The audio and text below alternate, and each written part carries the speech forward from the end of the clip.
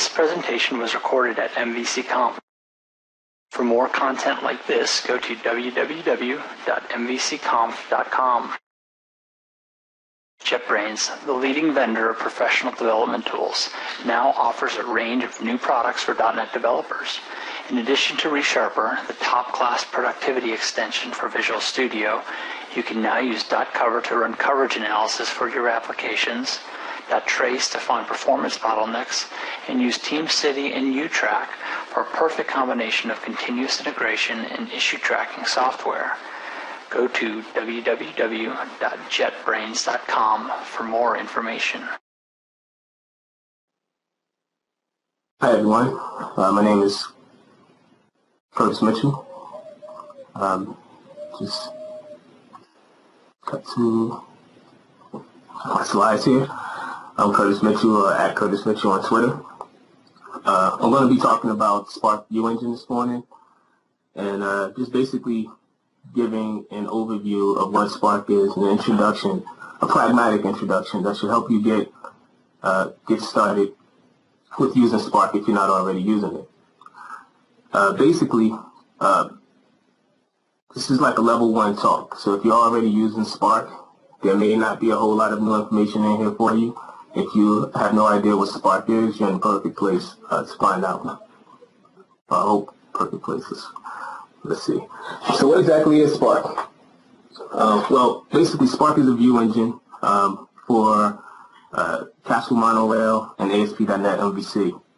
Essentially, it can replace or work alongside the other view engines that are available, such as the ASP.NET Web Forms view engine, which is the default view engine for MVC, nHaml, nDjango, nVelocity, any of those other open source or community-based view engines.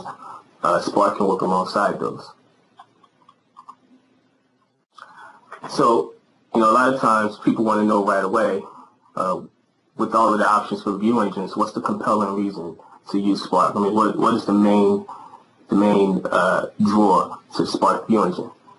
Well, here I have a little bit of ASP.NET Web Forms code, using the theme in this screenshot that really kind of tames the delimiters that are used in ASP.NET Web Forms. Usually we see these bright yellow delimiters, but I didn't want to muddy up the screenshot here. But basically, I want to show an example of an ASP.NET Web Forms view that's basically displaying this view model called the person. It's checking if it's null and writing out the information for that person, writing out first name, last name, and any addresses for that person. Well, Spark will take that code and it basically does the same exact functionality using a syntax that's more HTML friendly. And that's what you see here. You see tags down that are used in place of the delimiters. We still have the HTML encoding that we had on the previous slide. I'm just going to go back for a second. On the previous slide, if you look around the 5th line there, we have an H2 where we're printing out the first name and last name. Okay. See that on the first slide, so I guess the content isn't moving over. Let me fix that. All right, can you see the slides now? I can hear, yes. Okay. All right, good. All right, sorry about that. Let me try to catch up now. Really quickly, this is ASP.NET Web Forms code. In this slide, just showing, pointing out a person view model. Around the 5th line, I'm doing HTML encode on the first name and last name, just to demonstrate writing out encoded string content. And Spark basically takes that same syntax, the equivalent of that ASP.NET Web Forms code, and turns it into this next slide. Can you all see this slide? It starts with the view data tag. Hello? Okay, I just wanted to be sure before I get too far ahead again. Okay, so this slide here is the equivalent of the previous slide. We're basically doing the exact same thing, pulling out this person model.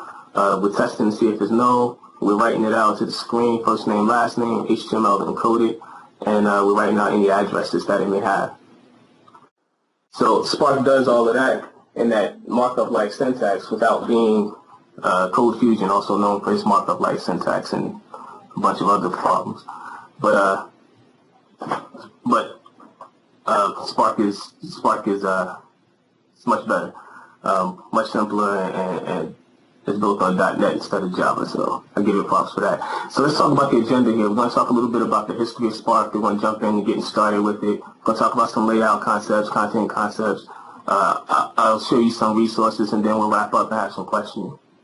Now I have to point out that I've given this talk several times before. It was prepared for 75-minute slot. I had to try to minimize it so that we can fit it inside of the time slot. So I'll definitely try to move through the content in an effective way and stop at an appropriate time so that we can have questions. But if there are any questions along the way, please feel free to jump in and post them to the Q&A, and I'll try to answer them right away. All right, so first let's talk about kind of the history of Spark. There's a blog article out there on Phil Hack's website where he basically demonstrated how you would do a code-based repeater using ASP.NET MVC version 1. And the comments for that blog post got really interesting very quickly as people started discussing, moving away from user controls and traditional web forms and moving into MVC, more HTML, CSS, JavaScript-like syntax and paradigm, more pure web development paradigm. So, people started talking about the challenges of transitioning from one environment to the other. And it got down to a point where, a conversation emerged about what the ideal sort of view engine or view code would look like to solve the problem of, sort of the spaghetti code of web forms and some of the other things. So Lou Desjardins, the creator of Spark, actually chimed in on that conversation several times. But one particular comment, he posted this syntax and said, what if we could do things like this, where your C# can basically fit inside of your HTML seamlessly. And from there, that was kind of the birth of Spark. He began creating and working on the view engine from that point on. So I like to point this slide out because it kind of, to me, marks the conceptual birth date of Spark, right? So it was like, May 2008, and that's awesome. How often can we go back and look at that much history about a particular tool or project? So that's enough about the history. Let's just jump in and talk about pragmatically how do we get up and going with Spark View Engine.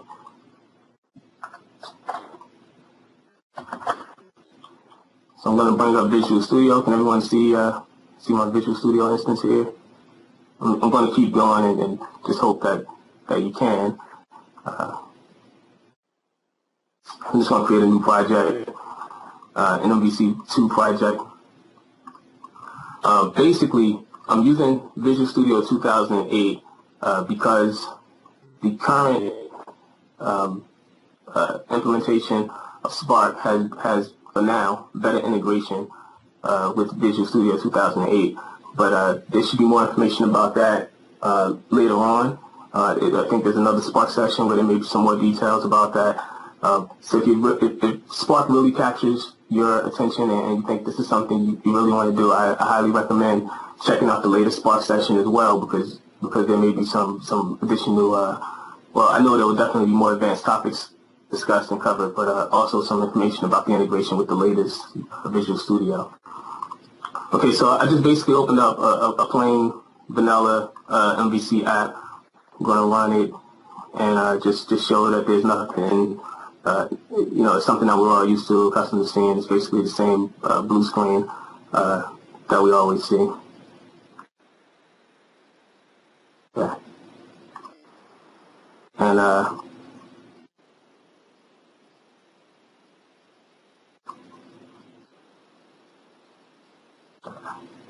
just want to stop it. Shift that bar, just stop it. I think it's my toolbar. Pause. Sorry. Alright. I'm just going to show how we get started with Spark here. So we basically need to add two references. And I have the binaries for Spark. Spark release folder on my hard drive. When you download Spark, Now those resources will be noted on the slide later on in the presentation.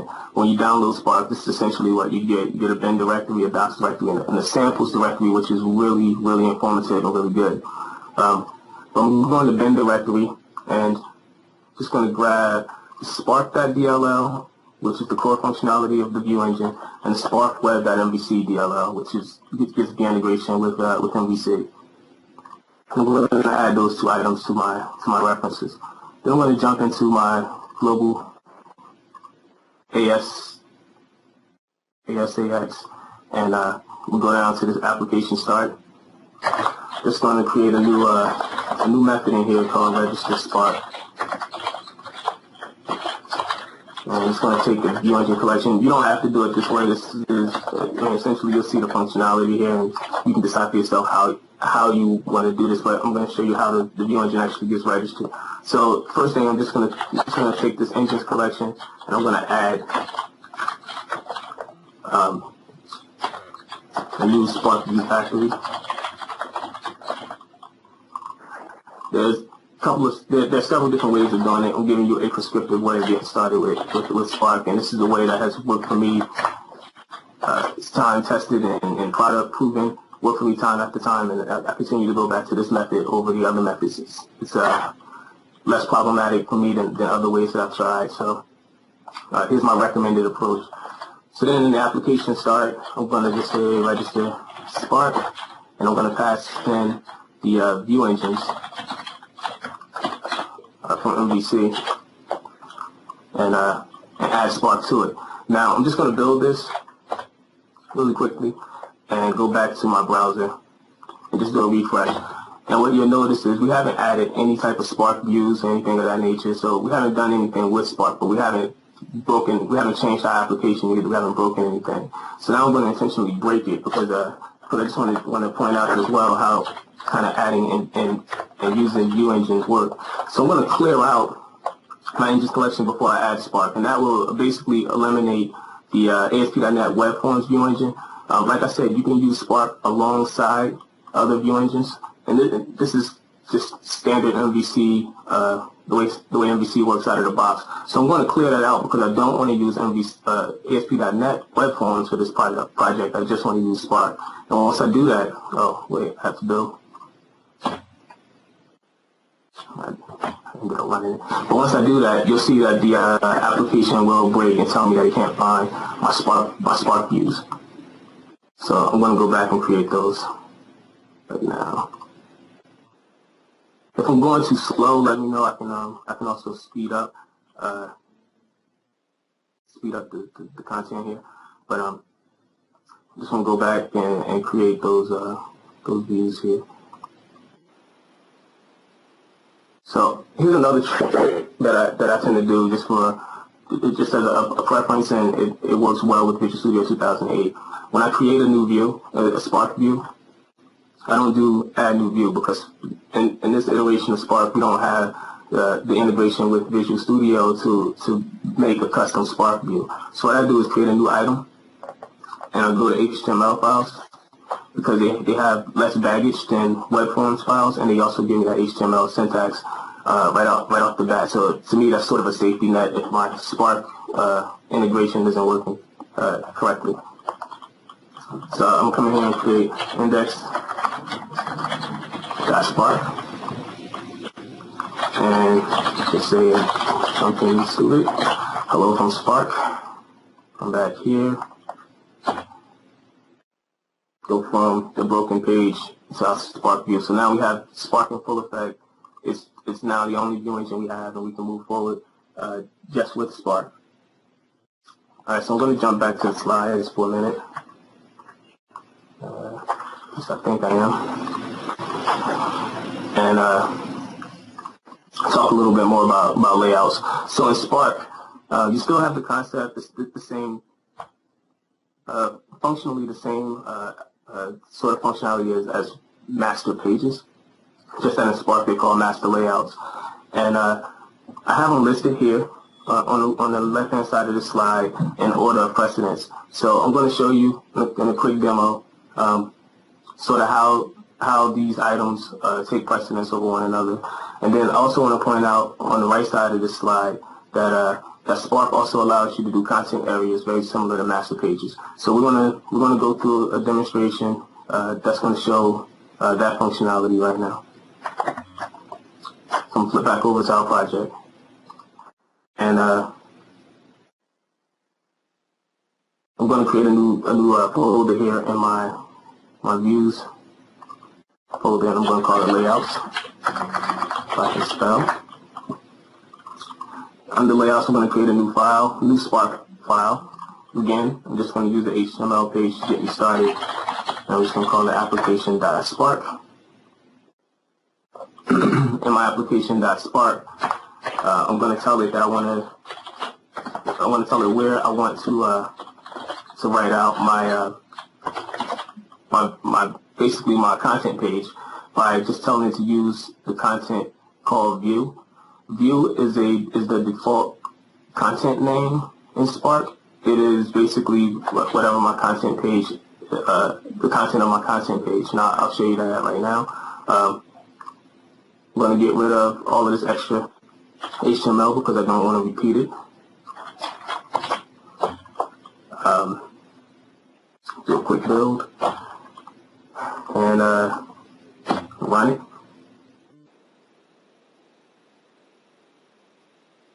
Basically get the same thing back, but I'm going to do a view source so you can see I have all of the HTML and stuff from my layout in there. So that's sort of a convention of Spark, where it looks for the application.spark file. Likewise, I can override it on a controller basis. So far we're working on a view that lives inside of our home controller.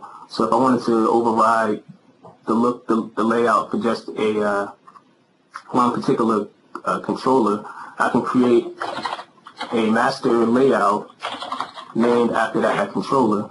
So in this case, we'll call it home.spark, and I'll change it a little bit so that we can see the difference here. So I'll give it a background color of black and a foreground color of white, just so we can see the difference, and tell it to use our content. I have to go build. I added that, and then refresh the browser here. And as you see, we're now using the that home controller. Now, likewise, if I change the name of this, by default, actually, I think I have to go. The name change. But by default, this will go back to using that application.spark file.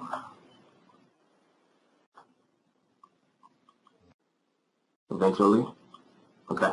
And then, also let me know if I'm skipping screens too fast, because I hate to lose anyone. But also, if I wanted to explicitly say which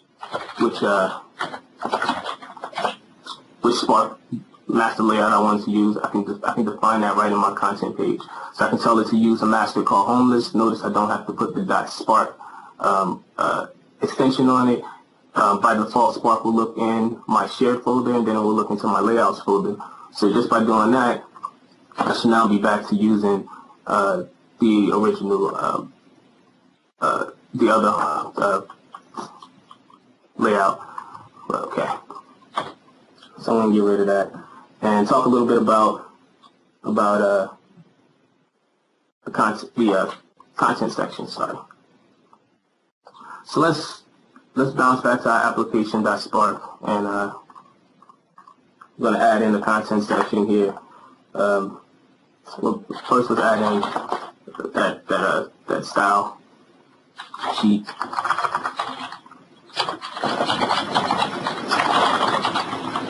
Take that CSS, the default style sheet, and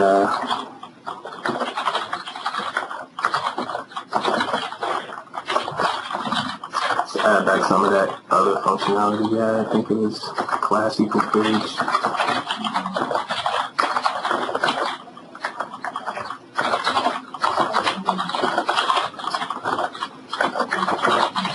basically adding in the default look and feel that we had before.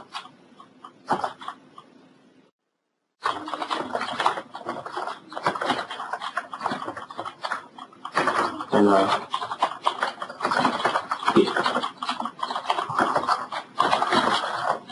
Using that style sheet, so let's just verify. We're good to go here. Okay, so we sort of have it back to the way it was before. Now what I want to show you is that I can add content to this head section by going to my master layout and saying, in this area, I want you to use content known as head. And then I can go back to I'm going to take this style sheet, I can add it twice. I'm going to go back to my content page, and I'm going to actually do content name equals head, close content, and I'm going to add that style sheet twice. So essentially, when I render the page, what should happen is I should have now two references to that site.css style sheet. Now this can be problematic, and Spark has some functionality to help solve that. Of course, we wouldn't want to render the same style sheet more than once, but you can see this happening if you have separate people working on the master layout and on the content pages, or if one developer just kind of gets out of sync with his or herself. They can can easily come across situations like this. But Spark gives us this functionality where we can add this once attribute to an element, and I'm going to add it here also. And basically, once just takes any unique identifiers, so it kind of keeps a key value dictionary. Keeps a dictionary in the background, and it takes any key unique identifier that I want to give it. And what I tend to do is use the actual href, because a lot of times those are they're exactly the same, and it's easy to add that at the time that I'm laying this out, instead of thinking of a different key and then trying to sync that key up later on. So by doing that, just going to refresh the page again, do another view page source, and you'll see that that style sheet is only added once now. Now, there are also other ways of being able to enforce that same behavior, and I'm going to try to speed through a little bit and show you some of the more advanced ways of dealing with that same kind of functionality. Let's see. Let's go back here for a second. So we talked about named content. We talked about adding that content in the content page, and we also talked about the order of the master layouts. Now, one way that I definitely did not show you is this view method. So basically, in MVC, in your controllers, when you call view, when you say return view, you can pass in the master page that you want rendered.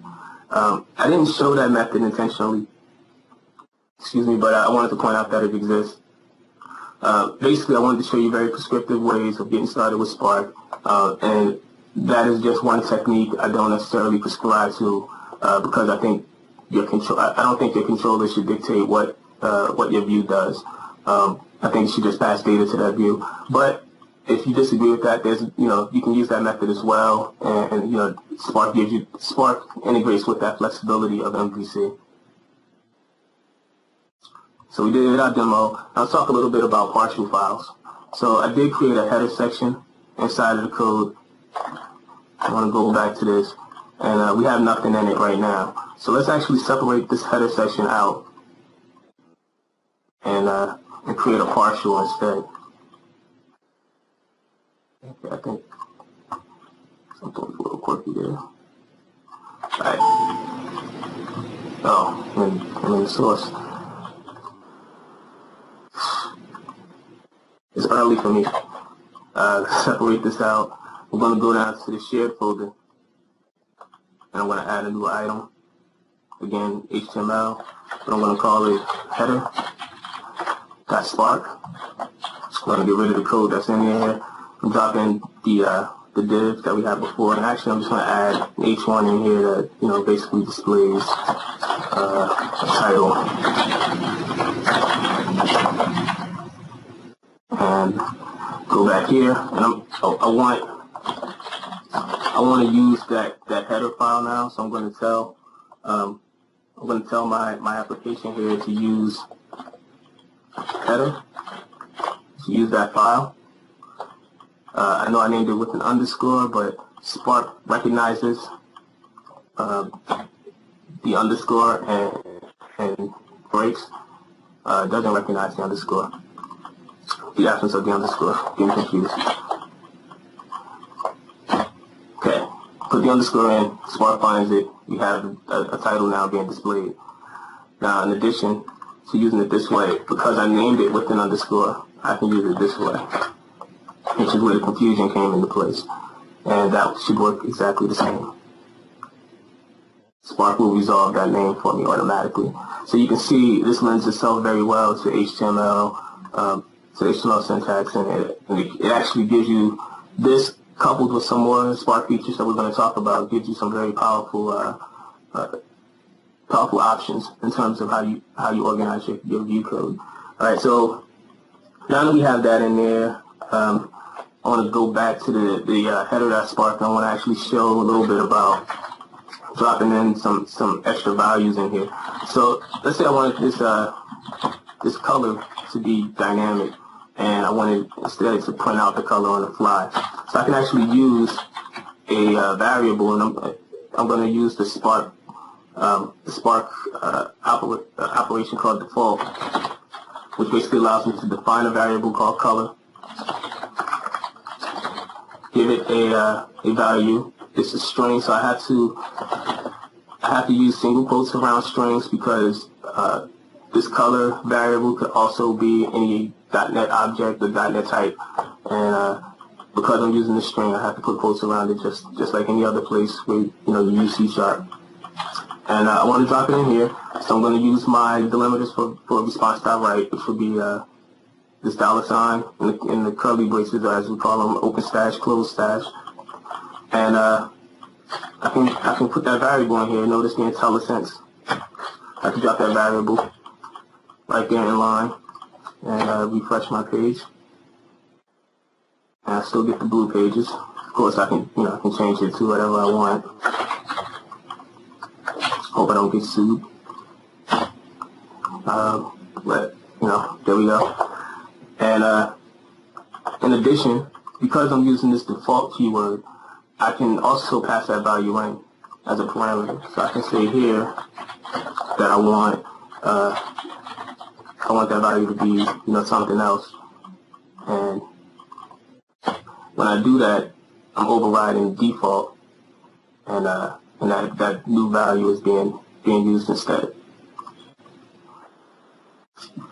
So since we're talking about variables, just want to go back here to the slides for a minute. So we talked about partials, how to use a partial using the use file syntax. We also talked about the shorthand syntax, which if you name your partial with an underscore, you can use the shorthand syntax and also pass in variables.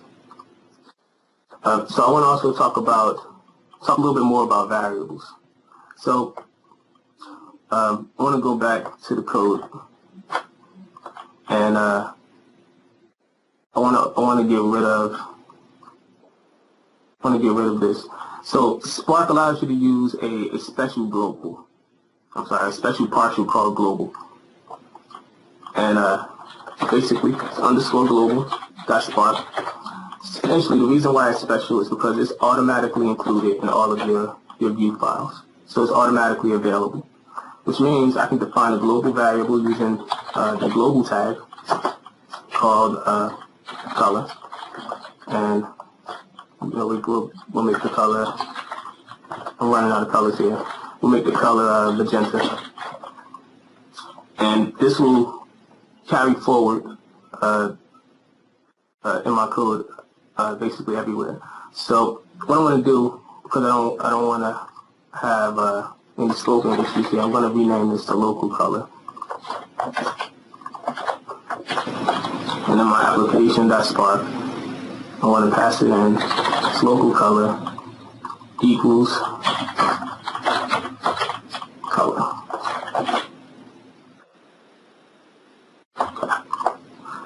And go back here, refresh. Now we have the magenta pages going on. want to point out that using this syntax declares a global variable. If I wanted to declare a local variable, let's say here, saying here I wanted to declare a local variable, I could do var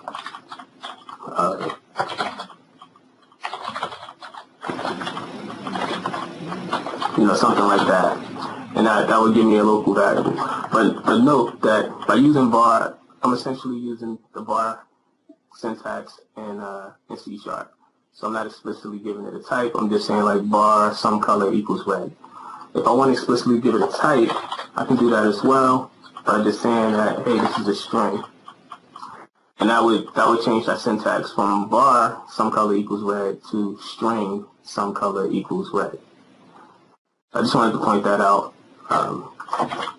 before we move forward here. So we have our color coming through. We can even integrate it with directly into our CSS. So we'll say whatever the color is, change that to make that the background color as well. And sorry about the magenta, but I think kind of tired of me typing in different colors here. But so that that does that. That allows us to pass some variables around. I'm going to take this back to blue because I don't want to blind anyone.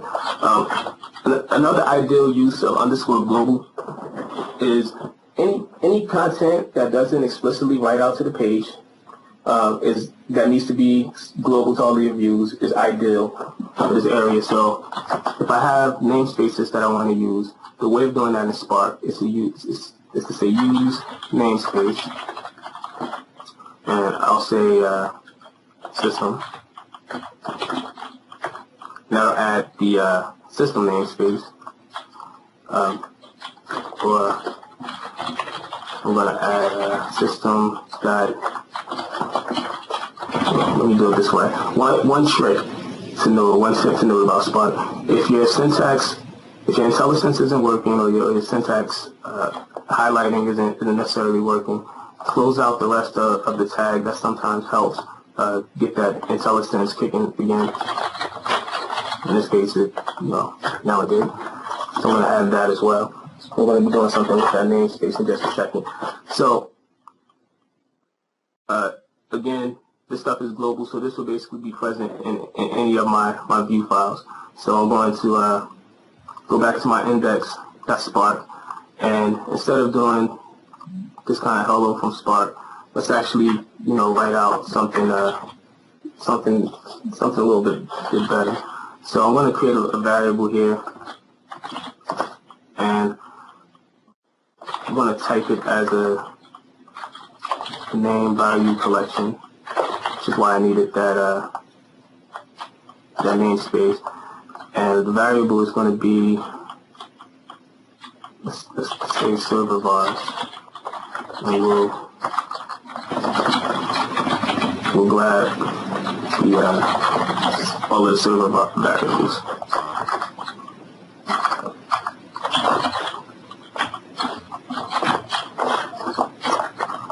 So let me bring this down so we can see everything. And essentially, I'm just going to jump right into, how we can loop through these server variables. So we do a for each, and close for, and we basically, it meets the same syntax as our C#. So for each string s in server vars, I want to write out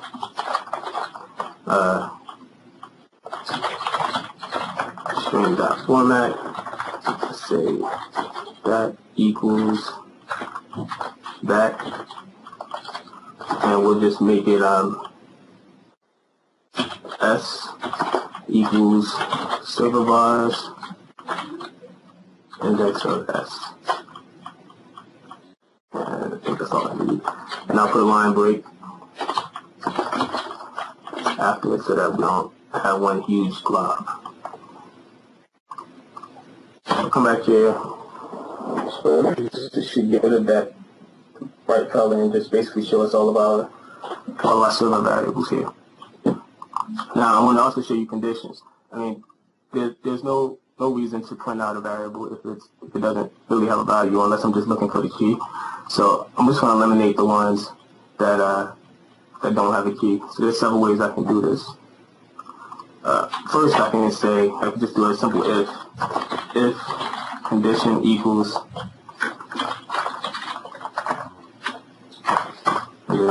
just write the whole thing in if.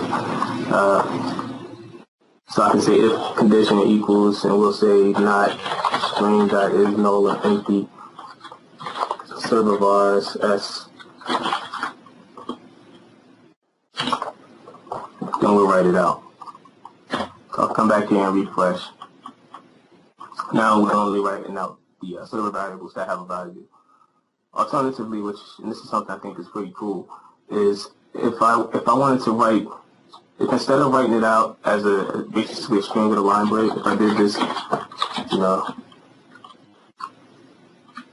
more HTML way, more proper HTML way, I guess, and did a unordered list instead, I could take this condition from here, get rid of my ifs, and I can put an if as an attribute. It's not called condition, it's called if. And this essentially will do the same thing. It's just a little bit more concise. Let me bring this down so that we can see the whole thing.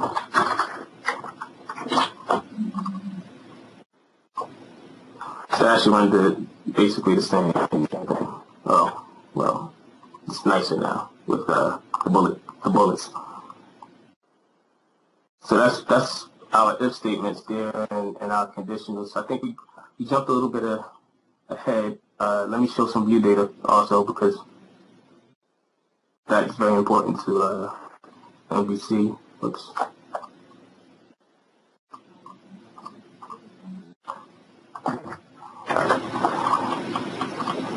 So, this isn't ideal, right? We wouldn't necessarily want to just dump a variable, something like this directly in our view. I think we're going back to setting ourselves back to a classic ASP or something.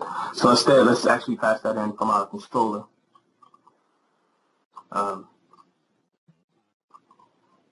Here we can do it as a key.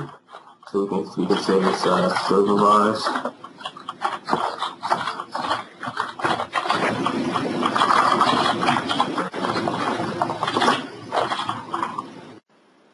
And compile it. Go back here and we can grab it out of the view data. Saying view data, this type. And I believe we called it the same thing, just capital letter. And we tell it what the type is here. So we'll say server vars. Inside of that dictionary should be a name value collection. And this basically will give me a variable called server vars that I can use.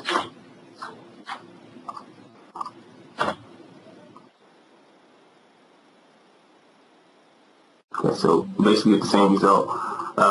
Alternatively, if we use strongly typed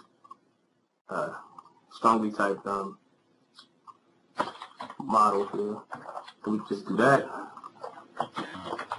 Get rid of this, and bounce back into that index. And here, instead of doing view data server vars, we'll do view data model equals that. And then everywhere that we have server vars, we can just do view data dot model.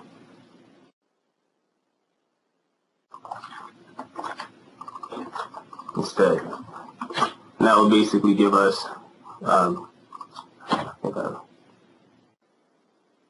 did that correctly. That will basically give us the same result.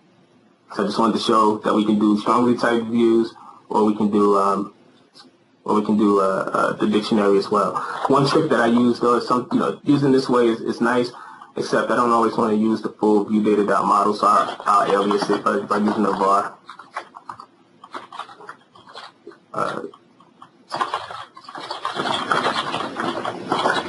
So that, that essentially would give me the same thing, but under the variable p instead of viewData.model. All right, let's move on. So talked about variables and the view data. Let's talk a little bit about macros. So essentially, I'm gonna screw up here. I want to show you something first before we get into macros. I'm running low on time, so I'm just going to basically spend the next 5 minutes going over these last two items, and then I'll open it up for a couple of questions if you have any. But let's talk a little bit about macros. But before we get to that, I want to show, if you want to do inline C#, so if I wanted to do my own response file, right, I can do it just by delimiting, using that hash prefix. When I use it, I use hash and then I use a space or a tab. That kind of helps eliminate any confusion with CSS. Sometimes if you have your inline, C# inside of a style block, that can be kind of tricky. Even though Spark does a lot to give you the full power of itself, as well as compatibility with all of the different web technologies, including allowing you to define a prefix for all of the tags. So instead of having 4, you can define a prefix that says, like my prefix .4. That's in the settings. I didn't go over the settings. I'm not going to cover them today, but I just wanted to point that out.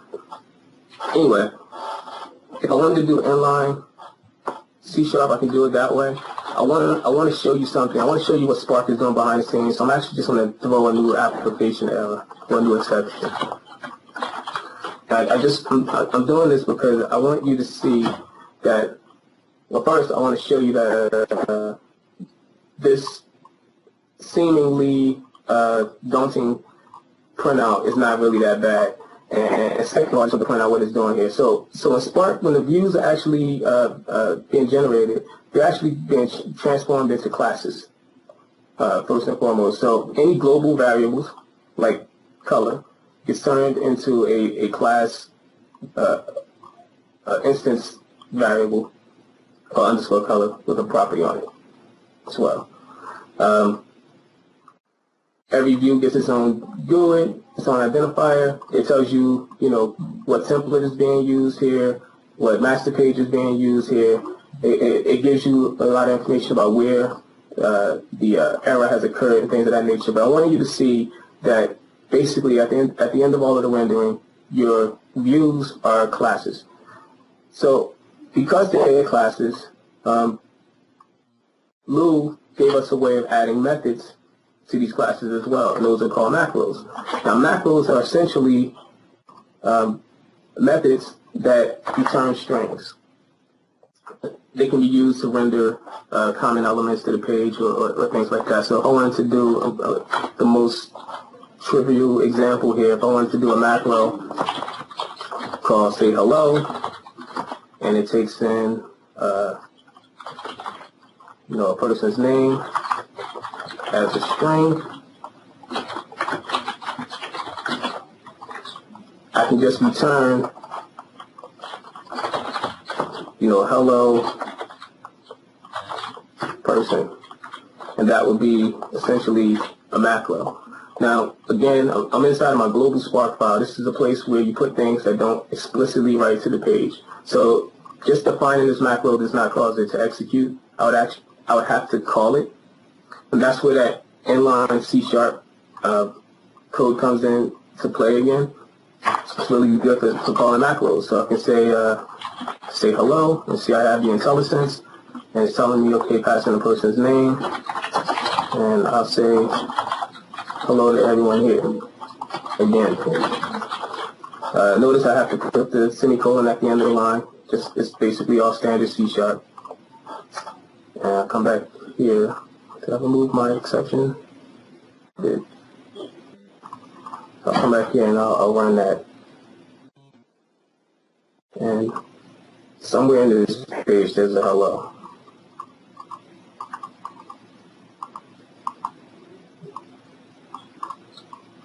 You know what? Maybe I should put it this way.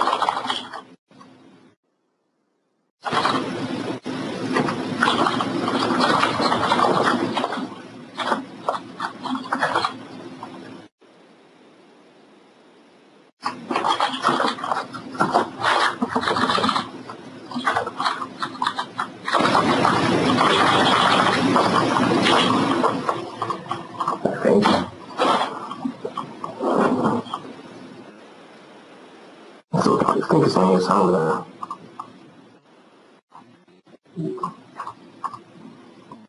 Oh, I know why it's not in here. Because I made a bonehead mistake here. I'm just calling C# code instead of actually pointing it out to the screen.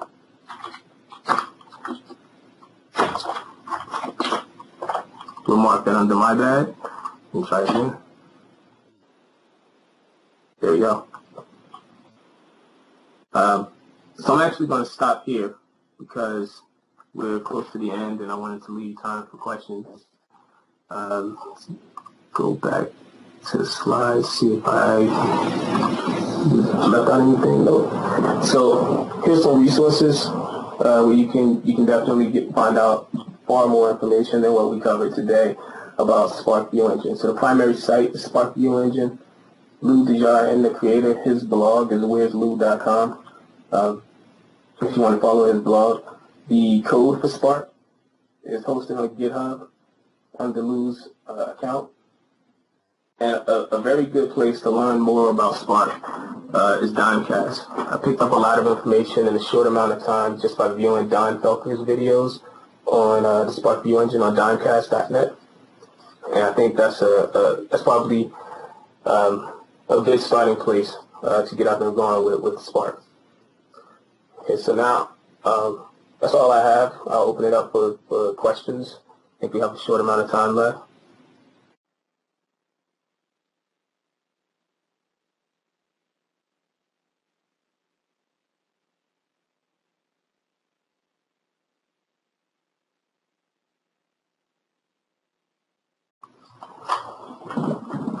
Also, should point out again, in case you missed it,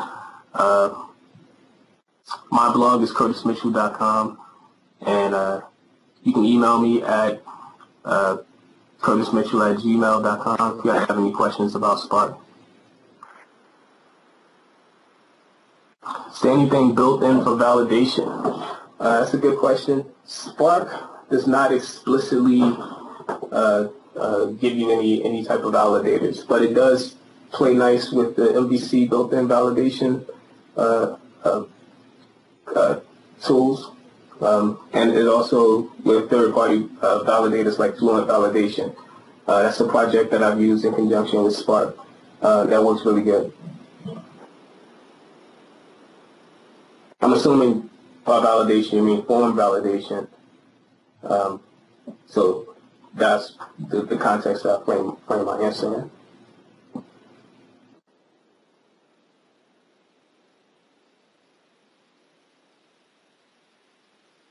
Any other questions?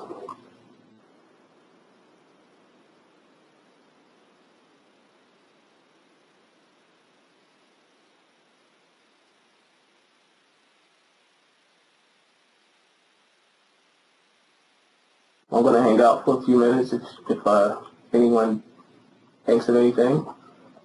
I think I left the chat room when we had the issues. Yeah, back in the chat room in case you want to post a question there. I'll be in there for a little while as well. Thank you all for listening in and attending this presentation.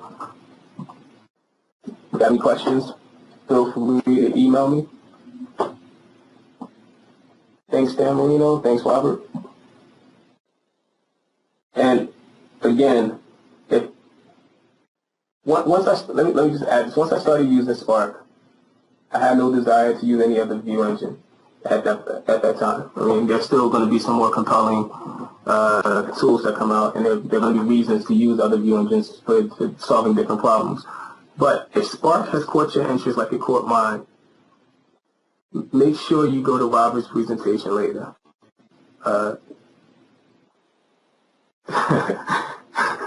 Because Robert has been very active in the Spark project, and he's going to give you he's going to give you more in-depth look at what Spark can do. And hopefully some exciting news about Visual Studio 2010.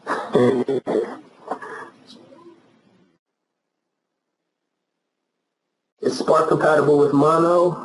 I want to say yes, although yes, it is, but there have been a few issues here and there with Mono that people have posted patches for.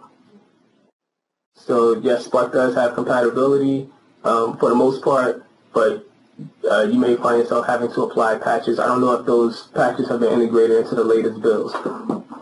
One other thing before I go here, let me go back for a second. I want to point out that when you download the latest release of Spark, which is the 1.1 release, you're not going to get this Spark VS integration MSI. But if you go back, if you look at the developer builds, which are available from the SparkViewEngine.com website, it'll take you to a TeamCity instance that's running when Spark gets built. If you go back to the 39935 release, you'll be able to find the Spark VS integration.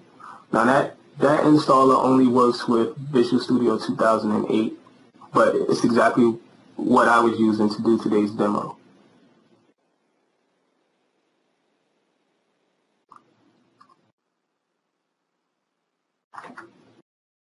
This presentation was recorded at MVCConf. For more content like this, go to www.mvcconf.com.